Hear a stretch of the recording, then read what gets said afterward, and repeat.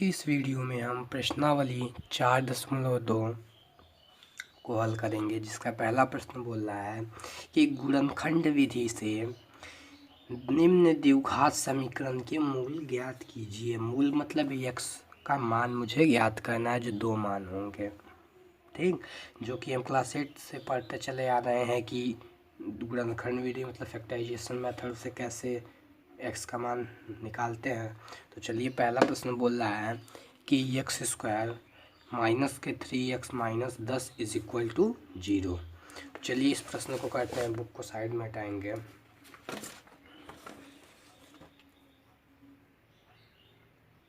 तो चलिए करते हैं। तो पहला प्रश्न बोल रहा है कि x² माइनस के 3x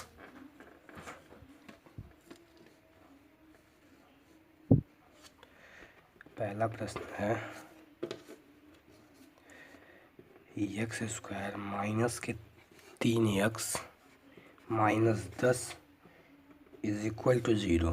अब हमें इसको गुणनखंड विधि से इस द्विघात समीकरण को हल करना है। इस द्विघात समीकरण को गुणनखंड विधि से हमें हल करना है। तो इसे हल करने के लिए हम पढ़ चुके हैं कि इसका ऐसा गुणा करना है कि इसका इससे गुणा मतलब यहाँ पर एक, तो एक एक कम, 1.10, तो 10 को ऐसा मुझे तोड़ना है कि जोड़ने या घटाने पर 3 आ जाए। यही गुणनखंड का रूल होता है।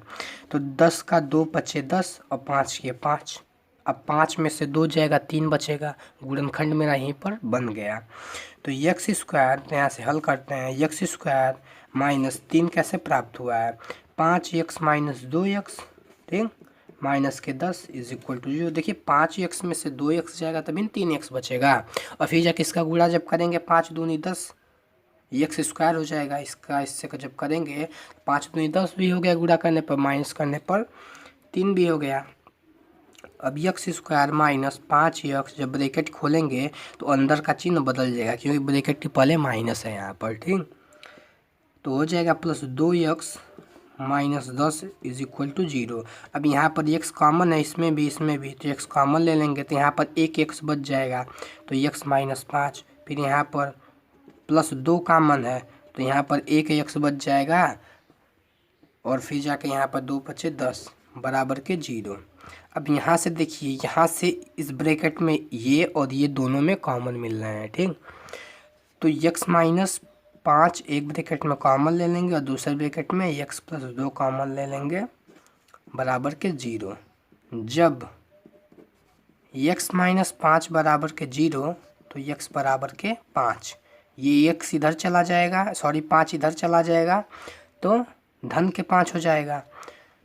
और फिर जब x बराबर x प्लस 2 बराबर 0, तो x बराबर माइनस के 2। कैसे? ये माइनस इधर प्लस है तो इधर जाएगा, तो माइनस हो गया है, तो x बराबर माइनस के 2। यहाँ पे देखिए, जब x प्लस 2 बराबर 0, तो x जो है यहीं पर रहेगा, माइनस 2 उधर चला जाएगा, तो माइनस 2 हो जाएगा, तो x बराबर माइनस 2 हो जाएगा, x बराबर 5। तो ये दो मान हमारे आ गए, ठीक। अब अगले क्वेश्चन की तरफ बढ़ते हैं। अगला क्वेश्चन क्या कह रहा है? अगला क्वेश्चन कह रहा है कि 2x², सेकेंड क्वेश्चन है, 2x² प्लस के x माइनस के x बराबर 0। अब इसका ऐसा गुणा करना है कि जोड़ने और घटाने पर एक आ जाए, मतलब x आ जाए, और गुणा करने पर 6 दूनी 12 रहे, ठीक। तो 6 दूनी 12 और 6 में से 6 गया 0, तो इस तरह नहीं हो पाएगा। 4 3 12 भी होता है, तो 2x प्लस 4x में से 3x घटाएंगे तो 1x बचेगा, और 4 3 12 भी हो जाएगा, और माइनस 6 इज इक्वल टू 0। अब इसमें देखिए, इस दोनों में 2x कॉमन है, तो 2x कॉमन ले लेंगे, तो यहाँ बच जाएगा केवल 1x। 2x तो यहाँ से चला गया, तो ये 2x का स्क्वायर है, तो 1x यहाँ पे बचेगा, प्लस 2x² जब कॉमन हो गया, तो यहाँ पर 2 दूनी 4, मतलब यहाँ पे 2 बचेगा, तो 2 यहाँ बच गया, तो x प्लस 2 हो गया। अब माइनस के यहाँ पे 3 कॉमन हो जाएगा, तो जब माइनस 3 कॉमन हुआ तो अंदर एक x बच गया, और जब माइनस कॉमन लिए हैं तो ये हो जाएगा प्लस। 3 दूनी 6, यहाँ पर 2 चला गया, 3 चला गया तो यहाँ 2 बच गया, बराबर के 0। ठीक, तो यहाँ पर देखिए x प्लस 2 और x प्लस 2 दो जगह है, तो इसे एक बार लिखेंगे, कॉमन ले लेंगे x प्लस 2। ठीक, और यहाँ पर 2x माइनस 3 बच जाएगा, तो इसे ऐसे ही लिख लेंगे 2x माइनस 3 बराबर के 0। ठीक, फिर यहाँ पर लिखेंगे जब x प्लस 2 बराबर 0 तो x बराबर -2, x उधर चला जाएगा, 2 इधर उधर चला जाएगा तो -2 हो जाएगा। पुनः जब x माइनस 3 बराबर 0 तो 2x बराबर के 3 और x बराबर 3/2, तो ये x का एक मान और ये दूसरा मान आ गया। ठीक, अब चलिए अगले क्वेश्चन की तरफ चलते हैं। अगला क्वेश्चन क्या बोल रहा है? अगला क्वेश्चन है क्वेश्चन नंबर 3। बोल रहा है कि करनी में 2x² प्लस 7x प्लस 5 करनी में 2 बराबर के 0। देखिए बहुत सिंपल क्वेश्चन है, एकदम क्वेश्चन नंबर 2 की ही तरह है। जो इसका कॉन्सेप्ट है क्वेश्चन नंबर 2 की ही तरह है, सब में कॉन्सेप्ट वही लगेगा कि इसका गुणा इससे। तो देखिए 5 करनी में 2 का गुणा जब करनी में 2 से होगा तो यहाँ 5 एक कम 5 और फिर जाके 2 दूनी 4 और करनी में 4 का निकालेंगे तो 2, तो इसका मतलब 5 दूनी 10। यहाँ से तो मेरा सिंपली सॉल्व हो गया। अब देखिए यहाँ पर अब 10 का मुझे ऐसा गुणनखंड करना है कि जोड़ने घटाने पर कितना आ जाए, 7 आ जाए और गुणा करने पर 10 आ जाए। तो हम जानते हैं 5 दूनी 10 और 5 प्लस 2 7 भी होता है। तो यहाँ से सॉल्व करेंगे तो करनी में 2x² plus 5x plus 2x। अब देखिए 5 और 2 7x और 5 दूनी 10 क्लियर, प्लस 5 करनी में 2 बराबर के 0। ओके, अब देखिए यहाँ पर कुछ कॉमन मिल रहा है हमको, जी हाँ। तो क्या कॉमन मिल रहा है? तो x कॉमन मिल रहा है तो यहाँ बच जाएगा, करनी में 2 यहाँ बच जा रहा है और x बच जा रहा है, प्लस 5 बचेगा। फिर यहाँ कुछ कॉमन मिल रहा है, तो जी हाँ, तो करनी में 2 कॉमन मिल रहा है। कैसे मिल रहा है? क्योंकि 2 को हम लिख सकते हैं करनी में 2 गुणे करनी में 2, तो क्या हो जाएगा, करनी में 4 और करनी में 4 का मान 2। तो यहाँ बच जाएगा करनी में 2x और फिर यहाँ से करनी में 2 चला जाएगा, 5 बचेगा बराबर के 0। तो इसी प्रकार ये और ये देखिए दोनों कॉमन है, एक है, तो इसको एक बार लिखेंगे करनी में 2x प्लस 5 और ये कॉमन नहीं मिल रहा है, देखिए बीच में प्लस है तो छूट रहा था प्लस। ठीक, ये और ये कॉमन नहीं है तो इसे हम एक बार लिखेंगे, तो x प्लस करनी में 2 बराबर के 0। ठीक, ये हो गया। देखिए ये और ये कॉमन मिला तो इसे एक बार मैंने लिख दिया और x प्लस 2 बच गया तो इसे x प्लस 2 वैसे ही लिख दिया। अब देखिए फिर लिखेंगे जब मतलब कि करनी में 2x प्लस 5 मतलब ये बराबर होगा 0 के, तो करनी में 2x बराबर होगा -5 के। कैसे?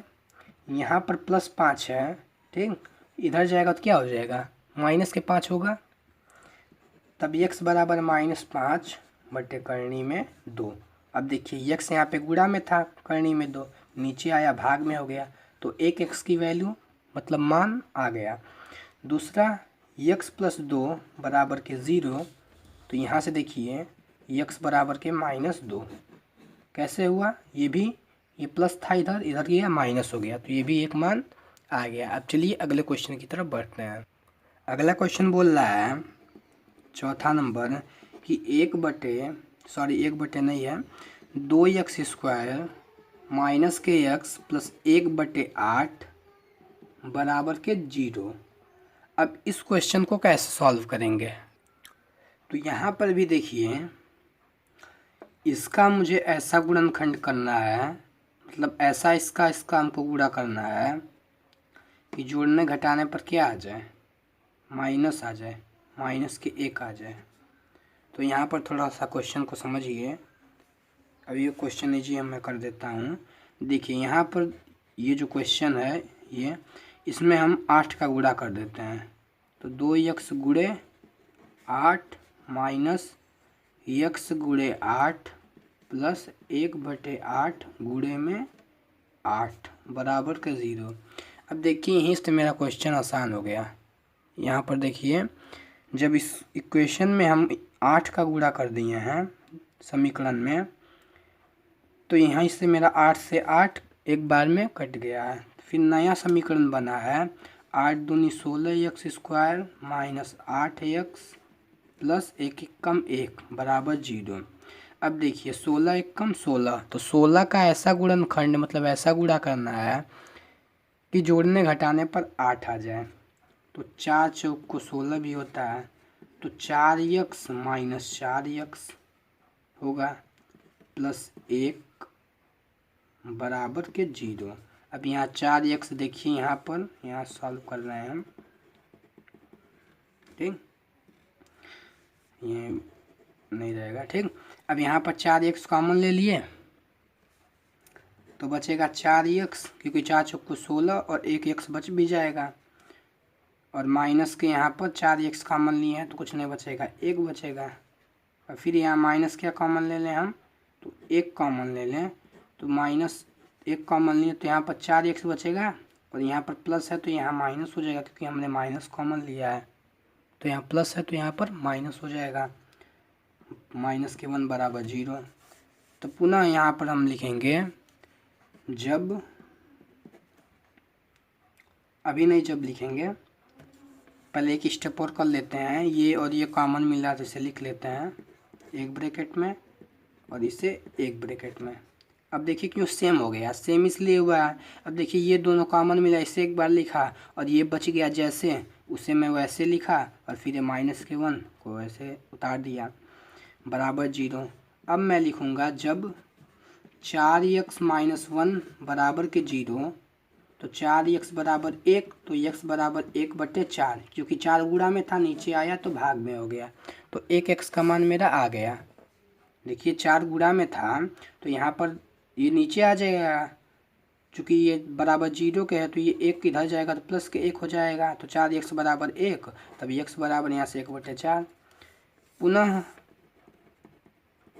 पुनः जब 4x माइनस 1 बराबर के 0, तो 4x बराबर 1, ये 1 फिर इधर आएगा तो क्या हो जाएगा, प्लस के 1 हो जाएगा, ठीक। तो x बराबर 1/4, तो यहाँ से x का दोनों वैल्यू हमें आ गया। अब कहेंगे अब दो वैल्यू क्यों आ रहा है, क्योंकि भैया ये द्विघात समीकरण है, और किसी भी द्विघात समीकरण को हम हल करेंगे तो उसकी 2 वैल्यू आएगी। 3 घात समीकरण है तो उसकी 3 वैल्यू आएंगी। यदि रैखिक समीकरण है तो उसका कोई मतलब ही नहीं, मतलब होता है लेकिन एक वैल्यू आएगी, मतलब एक मान आएगा। अब अगले क्वेश्चन की तरफ बढ़ते हैं। अगला क्वेश्चन बोल रहा है, काफ़ी इजी है एक्सरसाइज, आप ध्यान से समझिए, हो जाएगा ये। अगला क्वेश्चन बोल रहा है कि 100x², क्वेश्चन नंबर कौन सा है, 5वां है, 100x² माइनस 20x प्लस 1 बराबर 0। अब देखिए, अब 100 1 कम 100, अब 100 का ऐसा गुणा करना है कि 20 आ जाए, जोड़ने और घटाने पर 20 आ जाए, ठीक। तो 100 का ऐसा गुणा कीजिए, तो देखिए यहाँ पर जब 100 का करेंगे तो 10 और 10 कितना होता है, 20 होता है, और 10 और 10 गुणे कितना होता है, 100 हो जाएगा। तो यहाँ 100x² minus 10x minus 10x plus 1 बराबर के 0। अब यहाँ से हम जब 10x कॉमन ले लेंगे, देखिए क्योंकि यहाँ पर भी देखिए 10 इसमें छुपा हुआ है, और x तो यहाँ मुझे दिखाई दे रहा है 2 है, और यहाँ पर भी 10x है। तो जब 10x कॉमन ले लेंगे तो अंदर बचेगा 10x माइनस 1, और यहाँ जब माइनस 1 कॉमन ले लेंगे तो 10x माइनस 1, क्योंकि ये माइनस था, सॉरी प्लस था तो हो गया है माइनस, बराबर के 0, ठीक। अब यहाँ पर भी देखिए कॉमन मिल रहा है, तो 10x माइनस 1 एक ब्रैकेट में, और यहाँ पर देखिए बच गया तो इसको ऐसे ही लिख देंगे, पहले 10x और फिर माइनस 1 ये बच गया, ऐसे लिख देंगे। फिर लिखेंगे जब 10x-1 बराबर 0, तो x बराबर 1/10। और फिर लिखेंगे जब 10x-1 बराबर 0, तो फिर x बराबर -1/10। क्यों हुआ है? क्योंकि ये 1 उधर गया तो प्लस के 1 हो गया है, और ये x गुणा में था और ये 10 नीचे आ गया है तो भाग में हो गया है, क्योंकि 10 गुणा में था यहाँ पर। ठीक, तो x की 2 माने आ गई हमारी, 1/10 और 1/10 आ गई। ठीक, चलिए अगले क्वेश्चन की तरफ बढ़ते हैं। उदाहरण 1 के समस्या को हल कीजिए। क्वेश्चन नंबर 2 बोल रहा है, तो उदाहरण 1 कहाँ पर है? तो उदाहरण 1 ये रहा। उदाहरण 1 देखिए ये। अब उदाहरण 1 की समस्या आप स्वयं हल करिएगा, क्योंकि मैं बता दिया हूँ। इसके पहले वाली वीडियो आप नहीं देखें तो जाके देख लें, कैसे समीकरण को हल किया जाता है। मैं वहाँ पर बढ़िया तरीके से मैंने बताया था किस तरह बनाया जाता है समीकरण। अब उदाहरण 1 को आप स्वयं हल कीजिएगा। अब जो दिया है, हम क्वेश्चन नंबर 3 तरफ बढ़ते हैं। ऐसी 2 संख्या ज्ञात कीजिए जिनका योग 27 हो और गुणनफल 182 हो। ठीक, क्वेश्चन में क्या बोला है कि ऐसी 2 संख्या ज्ञात कीजिए। अब 2 संख्या हमको पता नहीं है कौन कौन सी वो संख्या है, पहले हम संख्या मानेंगे। तो बुक को कहते हैं साइड में, यहाँ पर लिखेंगे, क्वेश्चन नंबर 3 है, लिखेंगे माना। ऐसी 2 संख्या में ज्ञात करनी है, तो माना पहली संख्या या एक संख्या, पहली संख्या x तथा दूसरी संख्या y है। ठीक, मैंने ये मान लिया कि एक संख्या x है और दूसरी संख्या क्या है? y है। अब देखिए क्वेश्चन में बोल रहा है कि ऐसी 2 संख्या ज्ञात कीजिए जिनका योग 27 हो। तो लिखेंगे प्रश्नानुसार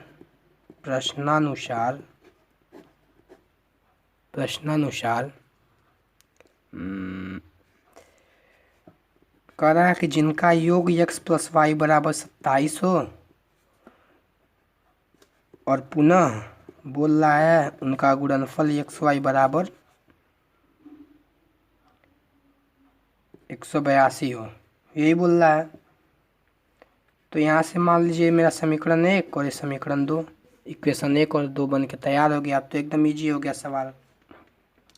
अब देखिए यहाँ लिखिए समीकरण 2 से, समीकरण नंबर 2 से x y बराबर 182 है, तो यहाँ से x बराबर हो जाएगा 182 है, तो मैं 180 लिख रहा हूँ। देखिए छोटी छोटी गलती बहुत बड़ी गलती हो जाती है, इसी तरह एग्जाम में भी हमसे गलती हो जाती थी।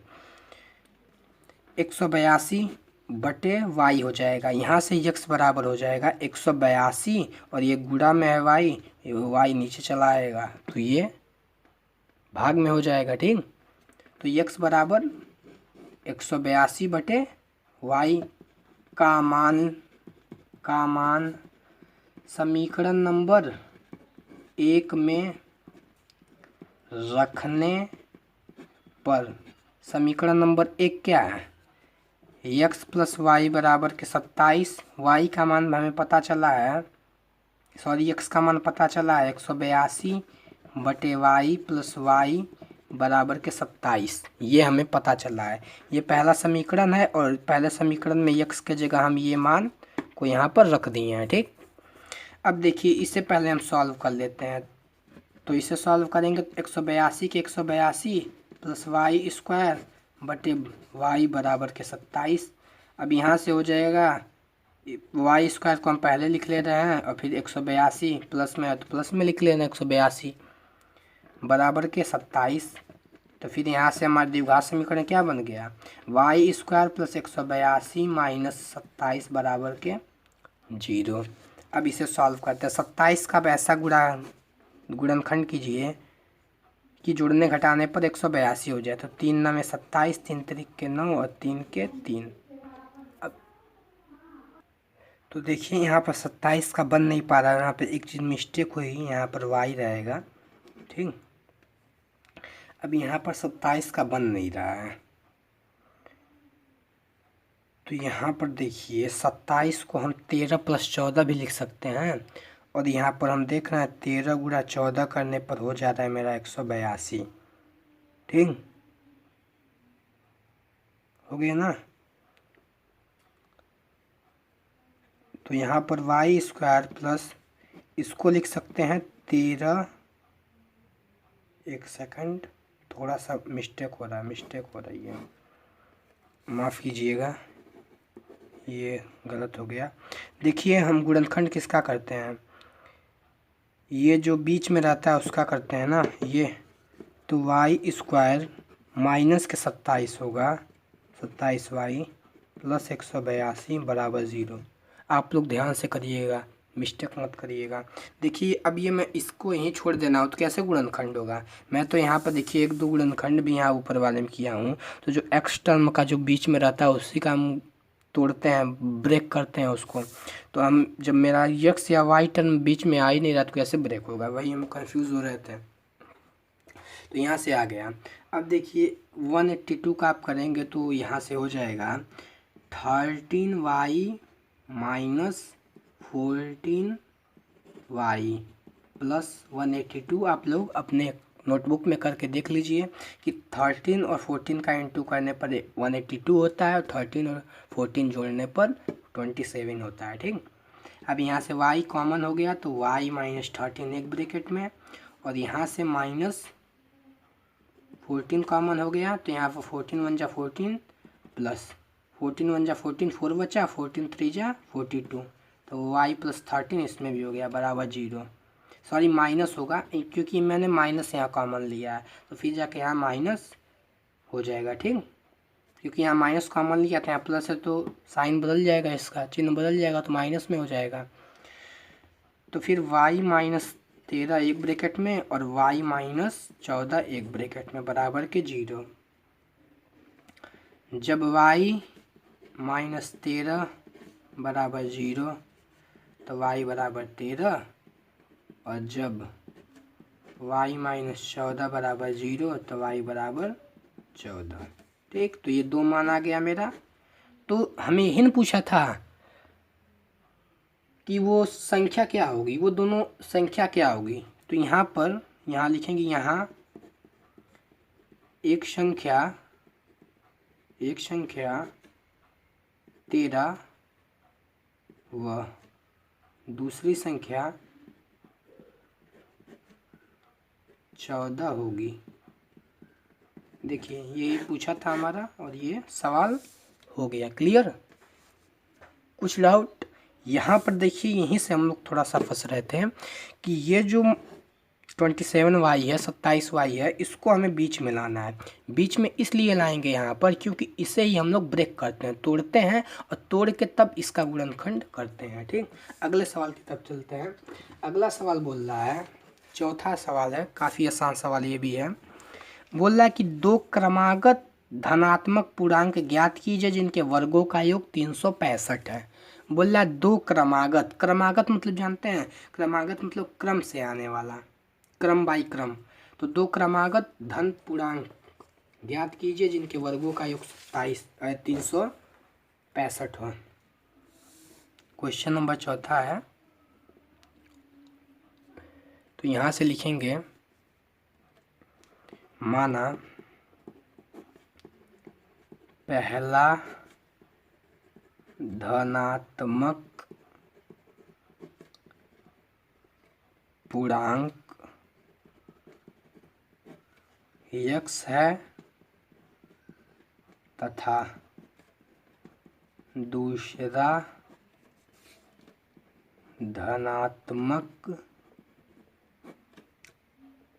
तथा दूसरा धनात्मक पूर्णांक x + 1 है। अब ये क्यों हुआ है आपको पता है? देखिए क्वेश्चन में बोला था कि 2 क्रमागत धन पूर्णांक ज्ञात कीजिए। पहला मैंने x माना तो दूसरा x + 1 ही होगा ना, क्रम से मतलब आएगा ना। अब देखिए आप देख सकते हैं कि पहले 1 आता है, उसके बाद ना 2 आता है, तो हम क्या किए हैं, एक में हम एक जोड़ दिए हैं तब ना 2 आया है, तो उसी तरह हम यक्स में एक जोड़ेंगे तब ना क्रमागत अगला वाला आएगा। ठीक, तो ये क्रमागत हो गया। अब प्रश्नानुसार बोला है, प्रश्नानुसार देखिए क्वेश्चन बहुत सिंपल है, क्वेश्चन एक बार समझ जाएंगे तो सब सॉल्व हो जाएगा। प्रश्नानुसार बोल रहा है कि उनका गुणनफल मतलब उनके वर्गों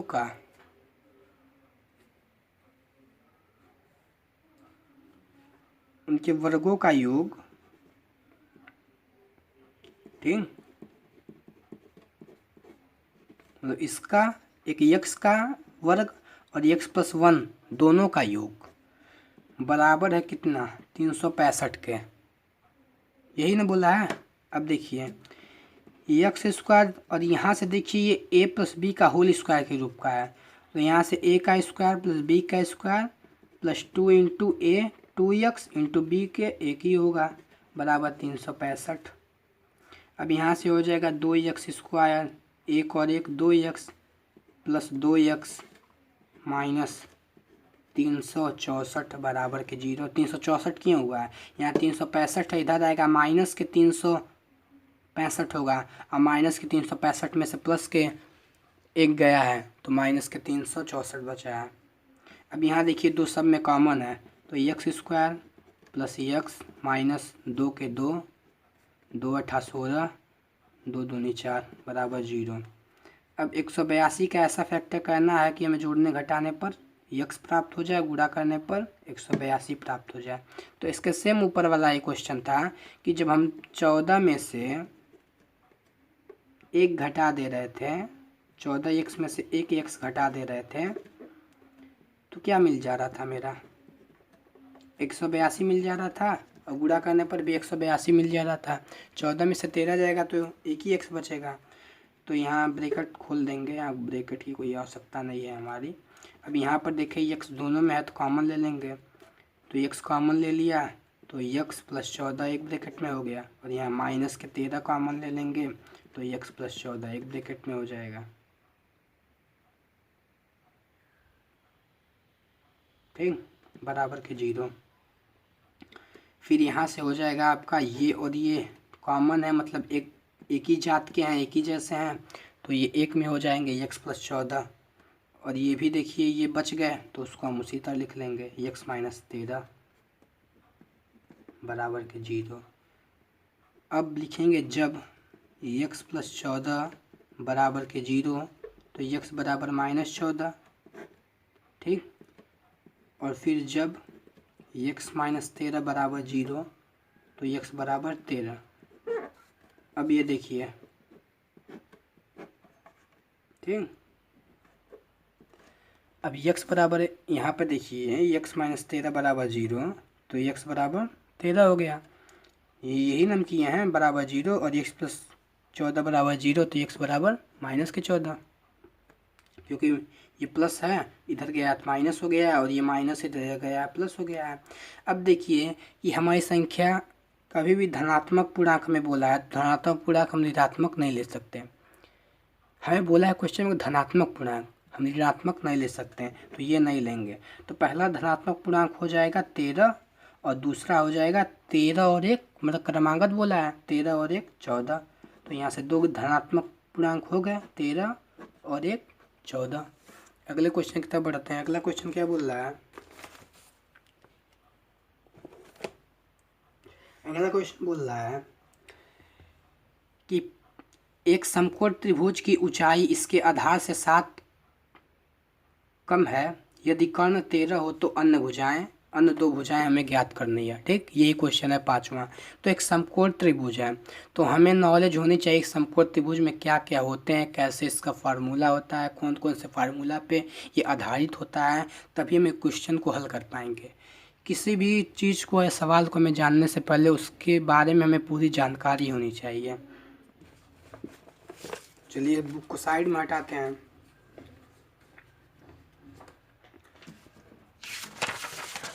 इसको पेज भर गया है तो इसको साइड में हटाएंगे। चलिए अब यही बोला था ना, मेरा क्वेश्चन नंबर कौन सा था, 5वां था। अब ध्यान से देखिएगा, मुझे बोला क्या है मुझे बोला है कि एक भैया समकोण त्रिभुज दिया हुआ है, एक ऐसे समकोण त्रिभुज दिया हुआ है। ये समकोण त्रिभुज मतलब ये 90 पे खड़ा होता है, ये दिया हुआ है। और उसमें बोला है कि समकोण त्रिभुज की ऊंचाई इसके आधार से 7 अधिक है। तो हम सपोज करेंगे, मानेंगे कि माना समकोण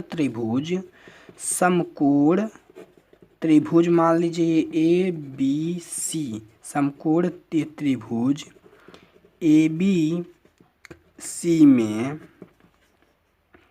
आधार यक्स है, तो ऊंचाई कितनी हो जाएगी? तो ऊंचाई बराबर यक्स प्लस 7, मतलब 7 कम है ना, आधार से 7 कम है। अब देखिए, यदि मान लीजिए कोई कहे आपसे कि हमारे पास 5 मतलब 10 रुपये हैं और आपके पास हमसे 10 रुपये कम है, मतलब 7 रुपये कम है। हमारे पास 10 रुपये है, हमारे पास तो 10 रुपये है और आपके पास हमसे 7 रुपये कम है, तो आपके पास कितने रुपये होंगे? 3 रुपये होंगे। क्या किए हैं आप? अपने में से घटा दिए हैं दूसरे वाले को, तो आप पता चल गया आपके पास कितने रुपए उससे ज़्यादा हैं, तो 3 रुपये ज़्यादा हैं। तो वही क्वेश्चन में बोल रहा है कि समकोण त्रिभुज की जो ऊंचाई है उसकी, उसके आधार से 7 कम है, तो उसके आधार में से 7 घटा देंगे। तो ये मान लीजिए उसकी आधार हो गई x माइनस 7 और ये ऊंचाई हो गई x। अब हमें बोला क्या है? और कर्ण 13 दिया हुआ है, और कर्ण क्या दिया हुआ है? कर्ण बराबर 13 सेंटीमीटर दिया है। इसको ही मान लेंगे सेंटीमीटर, इसको ही मान लेंगे सेंटीमीटर में ऊंचाई। एक ही देखिए, एक ही इकाई में चलेंगे तभी सवाल सही होगा। कोई भी कन्वर्जन इकाई देता है तो उसे हम कन्वर्जन ज़रूर कर लेते हैं। कोई सेंटीमीटर में दिया है, कोई मीटर में दिया है, तो उसे हमको एक इकाई में बदल लेना। तो यहाँ देखिए बेसिकली कोई सवाल ऐसा तो नहीं दिया हुआ है, बस ये दिया हुआ है 7 सेंटीमीटर और ये 13 सेंटीमीटर। ठीक, तो एक ही इकाई में है तो यहाँ कन्वर्जन नहीं करेंगे। ठीक, कर्ण हमें मुझे दिया हुआ है 13 सेंटीमीटर दिया है। तो अब देखिए, आप क्लास 7-8 से ही पढ़ते चले आ रहे हैं एक पाइथागोरस प्रमेय। तो लिखेंगे त्रिभुज ए बी सी में ए सी स्क्वायर बराबर B C square plus B A square. किस फार्मूला से? तो पाइथागोरस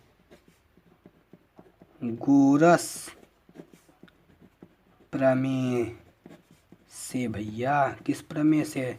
तो ये पाइथागोरस प्रमेय से। ये कक्षा हम लोग 7-8 से ही पढ़ते आ रहे हैं, क्लास 3 कर रहे हैं, 3 साल पहले से ही हम पढ़ते आ रहे हैं इसे। देखिए मतलब इसका होता है पाइथागोरस प्रमेय का मतलब, ध्यान से देखिए कि कर्ण का वर्ग बराबर, मतलब AC का वर्ग बराबर आधार का वर्ग या कहिए लंब का वर्ग BC प्लस BA मतलब ऊंचाई लंब का वर्ग। ठीक, यहाँ कर्ण लंब आगे पीछे हो सकता है, कोई उसमें दिक्कत नहीं है, फार्मूला में हो सकता है, लेकिन जो क्वेश्चन में आप जो सपोज किए हैं उसमें आप कर्ण और आधार और लंब को आप इधर उधर नहीं कर सकते हैं। तो AC दिया हुआ है 13 का वर्ग बराबर, मुझे BC भी पता चल गया है, x माइनस 7 का वर्ग प्लस BA भी x स्क्वायर है। अब 13 का वर्ग होता है 159, ऐसा 59 बोलना है, 69। ठीक, 169 बराबर x square plus 49 minus 14x। अब कहेंगे ये कैसे हुआ है? तो ये a माइनस बी का होल स्क्वायर है, तो a का स्क्वायर प्लस b का square minus 2 into a x into B 14 plus x के स्क्वायर। अब देखिए यहाँ इधर लाएंगे तो माइनस में हो जाएगा, 49 में से 169 में से 49 जाएगा तो 0, और 6 में से 4 गया 2, 120 बराबर के 2x माइनस के 14। ये x और x 2x हो गया और ये इधर गया तो घट गया और ये माइनस 14 उसी तरह बच गया है। ठीक, अब देखिए यहाँ से हम द्विघात समीकरण कैसे बनाएंगे। देखिए पिछले बार जो हम गलती किए थे वो गलती अब नहीं करेंगे। अब हम यहाँ से बनाएंगे, तो यहाँ से बनाने के लिए सबसे पहले तो ये टर्म होता है मेरा स्क्वायर वाला, तो 2x स्क्वायर, फिर माइनस में होता है x टर्म, तो यक्ष टर्म मत चर और अचर पद दोनों होना चाहिए, तो ये चर हो गए, अचर पद हो गया, ये चर पद हो गया। फिर माइनस के होगा, इधर लाएंगे इसको, तो माइनस के 120 होगा, अब बराबर 0। अब ये बन गया समीकरण, अब ये समीकरण बन गया द्विघात। अभी भी इसमें 2 कॉमन है, तो और छोटा हम कर लेते हैं। क्वेश्चन को जितना छोटा करेंगे उतना क्वेश्चन आसान होता जाएगा। इसमें 2 कॉमन है सब में, तो यक्स स्क्वायर 2 से भाग दे दीजिए, तो 2 से 2 कट गया, 2 सत्ते 14 हो गया, और 2 छक्का 12 बराबर 0। अब देखिए 60 का ऐसा गुणा कीजिए जोड़ने घटाने पर 7 आ जाए, करिए। अब देखिए यहाँ पर 7 को तोड़ना है, तो हम ये भी तो जानते हैं 12 पचे कितना होता है, 60 होता है। तो यक्स स्क्वायर माइनस 12 पचे 60 होता है, और 12 में से 12 में से 5 जाएगा, कितना बचेगा, 7 बचेगा। तो 12x प्लस 5x, अब क्योंकि यहाँ पर 5x, क्योंकि यहाँ माइनस है, ब्रैकेट खोले हैं तो प्लस हो गया, यहाँ माइनस ही था।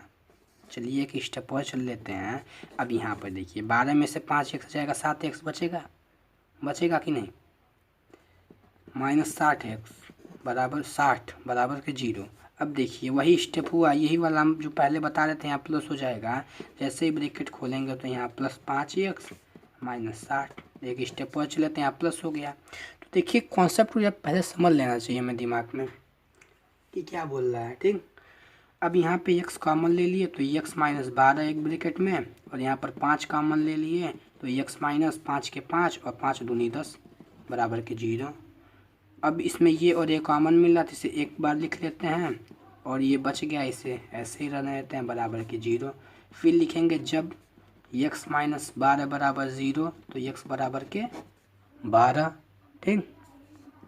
x प्लस, फिर लिखेंगे जब x प्लस 5 बराबर 0, तो x बराबर के माइनस 5। तो ये हो गया मेरा 2 चीज़ हो गया। अब समकोण त्रिभुज कभी आप पढ़े हैं कि इसी भुजा माइनस में हो, अभी तक तो नहीं पढ़े होंगे आप, तो ये मेरा नहीं होगा, हम इसी मान को लेंगे। किस मान को लेंगे, तो x बराबर 12 के मान को लेंगे। तो इसकी अन्य 2 भुजा ज्ञात करनी है, तो ये हो गया मेरा x, जो ये हम माने थे x, मतलब कि ये ऊंचाई, अरे सॉरी आधार माने थे, तो आधार हो गया आपका 12, और ऊंचाई कितनी माने थे हम लोग, ऊंचाई माने थे x माइनस 7, ये था, तो 12 माइनस 7, तो ऊंचाई बराबर आपकी हो गई 5। तो ये आधार 12 सेंटीमीटर और ऊंचाई 5 सेंटीमीटर, ठीक। अब अगले क्वेश्चन की तरफ बढ़ते हैं। अगला क्वेश्चन बोल रहा है कि एक कुटीर उद्योग एक दिन में कुछ बर्तनों का निर्माण करता है, ठीक। एक कुटीर उद्योग है, एक दिन में, ध्यान से पढ़िएगा क्वेश्चन को, एक कुटीर उद्योग एक दिन में कुछ बर्तनों का निर्माण करता है। अब यहाँ पर देखिए आप कुटीर उद्योग का मतलब समझ रहे हैं, मतलब कोई एक कंपनी है, कोई एक काम करता आदमी है, या कुछ एक इंडस्ट्री है जो कि एक दिन, मतलब एक दिन में कुछ बर्तन का निर्माण कर रही है, ठीक। एक दिन कुछ बर्तन का वो निर्माण करता है, तो अब मुझे ये समझ गया, ठीक। एक दिन कुछ बर्तन का निर्माण करती है। अब आगे बोल रहा है कि एक विशेष दिन देखा गया कि प्रत्येक नग की निर्माण लागत उस दिन के निर्माण लागत किए बर्तनों की संख्या के 2 गुने थी। एक दिन देखा गया कि उस दिन के जो निर्माण की लागत थी, एक विशेष दिन देखा गया कि प्रत्येक नग की जो निर्माण की लागत थी उस दिन निर्माण किए गए बर्तनों की संख्या के 2 गुने से 3 अधिक थी, 2 गुने से 3 अधिक थी। यदि उस दिन कुल निर्माण लागत 90 थी, कुल निर्माण पूरा जो बना था 90 रुपये का बना था, तो निर्मित बर्तनों की संख्या और प्रत्येक नग की लागत ज्ञात कीजिए। तो अब देखिए यहाँ पर मुझे तो पता नहीं है कितने निर्मित बर्तन थे और कितने हमारे पास नग वाले बर्तन थे, नग की लागत कितनी थी। तो बुक को साइड में हटाएंगे। अब यहाँ पर हम मानेंगे, क्या मानेंगे, क्वेश्चन नंबर 6, मुझे तो पता नहीं है कि कितने उसके बर्तन की लागत थी और कितना बर्तन उसने निर्मित किया। तो यहाँ से मानेंगे माना निर्मित बर्तनों की संख्या, यहाँ देखिए थोड़ा सा नीचे हो गया है, की संख्या x है तथा प्रत्येक नग की निर्माण लागत y है। ठीक, यहाँ तक समझ में आया। अब यहाँ पर देखिए मानव निर्मित बर्तनों की संख्या x है। अब ये प्रत्येक बर्तनों की निर्माण लागत हम नहीं मानेंगे। क्यों नहीं मानेंगे?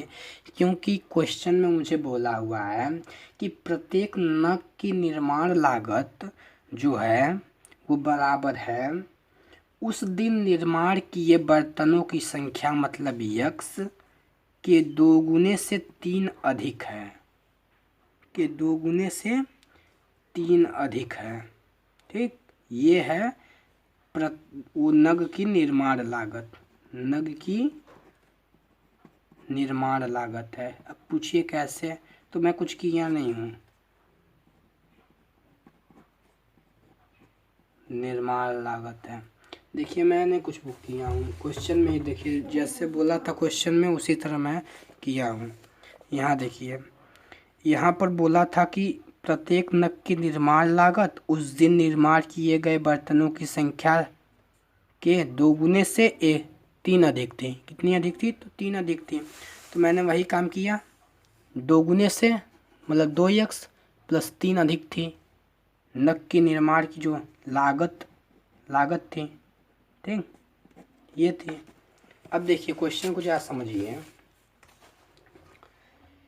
कि प्रत्येक का बोला है ना, तो एक बर्तन की निर्माण लागत इतनी है तो x बर्तनों की निर्माण लागत कितनी होगी? एक टॉफ़ी का मूल्य 1 रुपये है तो 5 टॉफ़ी का मूल्य कितना होगा? 5 रुपये होगा ना। क्या किए हैं? 5 गुणे 1 किए हैं। उसी प्रकार एक बर्तन की निर्माण लागत इतनी है तो x बर्तनों की निर्माण लागत कितनी हो जाएगी? x गुणे 2x प्लस 3 बराबर के 90। निर्माण लागत कितनी दी हुई है हमें? 90। देखिए यहाँ देखिए, यदि उस दिन कुल निर्माण लागत 90 हो, बोला ही ना यदि उस दिन कुल निर्माण लागत 90 हो, तो हम 90 कर दिए हैं। कैसे हुआ समझ में नहीं आया? तो यहाँ देखिए, तो यहाँ पर एक बर्तन की जो निर्माण है संख्या x है, तो इतने बर्तनों की निर्माण संख्या कितनी हो जाएगी? तो गुणा कर दिए हैं बराबर 90। तो यहाँ से 2x स्क्वायर प्लस 3x बराबर के 90 हो गया। फिर जाके जब इसको सॉल्व करेंगे तो 2x स्क्वायर प्लस 3x, अब माइनस के 90 इधर लेते आएंगे बराबर के 0। अब देखिए 9 दूनी 18, 180। 180 का ऐसा गुणनखंड करना है कि जोड़ने और घटाने पर कितना आ जाए? 3 आ जाए। ठीक, तो हम करेंगे 3 छक 18, 3 दूनी 6, 2 से 10, 2 से 5, 5 एकम 5। अब 3 लाना है तो 5 दूनी 10, दूनी 20, 3 तिरिके 9, दूनी 18, तो 5 दूनी 10, 3 तिरिके 9 दूनी 18। अभी नहीं हुआ, देखिए 3 तिरिके 9 पचे 45, 3 तिरिके 9 दूनी 18, 18 और 10। अभी भी नहीं हो रहा है। अब इसका इससे करते हैं 5 तिहाई 15, 3 दूनी 6, दूनी 12, 15 में से 12 गया 3, हाँ हो गया। देखिए यहाँ पर 2x स्क्वायर और 15 x में से माइनस 12x करेंगे तो 3x बचेगा, माइनस के 90 बराबर 0। यहाँ पर x कॉमन ले लेंगे यहाँ पर तो 2x बच जाएगा और प्लस 15, और यहाँ पर माइनस के 12 कॉमन ले लेंगे, अब 12 कर रहे हैं, 6 कॉमन ले लेंगे 6 तो बच जाएगा x, 6 दूनी 12, 2x माइनस 6 के 6 बचा 3, 6 पचे 30 और यहाँ प्लस हो जाएगा। क्यों प्लस होगा? क्योंकि यहाँ पर माइनस कॉमन लिए हैं तो ये हो जाएगा अंदर प्लस, ये माइनस कॉमन लिए हैं तो ये हो जाएगा प्लस। अब ये देखिए सेम सेम है तो इसे एक ब्रैकेट कर लेंगे 2x प्लस 15 और इसे x माइनस ये 6 है एक ब्रैकेट में कर लेंगे बराबर 0। फिर लिखेंगे जब 2x प्लस 15 बराबर के 0 तो 2x बराबर माइनस के 5 15, ठीक। तो x बराबर माइनस 15 बटे 2। तो इसका कोई हल मेरा नहीं हुआ, ठीक। हुआ कि नहीं? अब x यहाँ से मेरा माइनस 15 बटे 2 आ गया तो इसको हम ले सकते हैं क्या? नहीं ले सकते हैं। कोई बर्तन का निर्माण लागत माइनस में जा सकता है? नहीं जा सकता है। बर्तनों की संख्या माइनस में जा सकती है? नहीं। अब करेंगे जब x माइनस 6 बराबर के 0 तो x बराबर 6। कैसे 6 हुआ है? ये माइनस के 6 था, इधर गया प्लस के 6 हो गया है, ठीक। तो x बराबर 6 धनात्मक आया है, मतलब बर्तनों की संख्या जो थी, बर्तनों